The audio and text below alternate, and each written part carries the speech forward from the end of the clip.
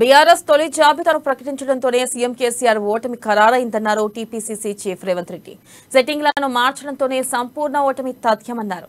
ఇక రాజకీయ అనుభవజ్ఞుడైన షబీర్ అలీపై పోటీ అంటే కేసీఆర్ కు సవాలే అన్నారు.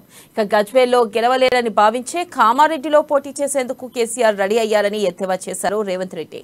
కాంగ్రెస్ అభ్యర్థుల ఖరారు చేసే విషయంలో వ్యూహాత్మకంగా వ్యవహరిస్తామని స్పష్టం చేశారు రేవంత్ రెడ్డి.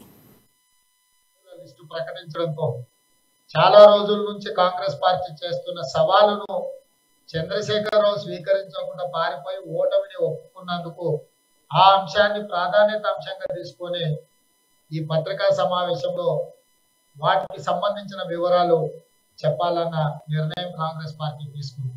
నిన్నటి నుంచి దాదాపుగా 2-3 రోజుల నుంచి పత్రికలలో ప్రసార సాధనాలలో ఈ రోజు 12:03 చాలా మంచి ముహూర్తం ఉంది.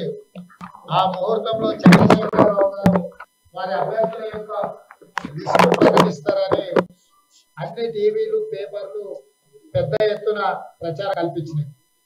అందరూ నిజమే అనుకొని టీవీలకు అతుక్కొని చూస్తుంటే సరిగ్గా 12:03 నిన్నమన్న లిక్కర్ షాపులకు ఇచ్చిన లైసెన్సులు 12:03 లక్కీ డ్రా తీయడం మొదలుపెట్టింది.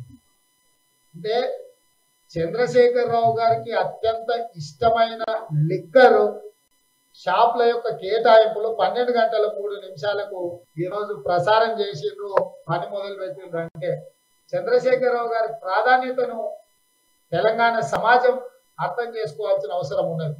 ఈ రాష్ట్రాన్ని, ఇక్కడి ప్రజలను కొల్లగొట్టి 12 సంవత్సరాలు పైబడిన పిల్లలందరినీ కూడా తాగుబోతులుగా తయారు చేసి పార్టీ జెండాలు మోసే కిరాయి మనుషులుగా ఉత్పత్తి చేసే కర్మాగారంగా తెలంగాణ రాష్ట్రాన్ని చంద్రశేఖరరావు గారు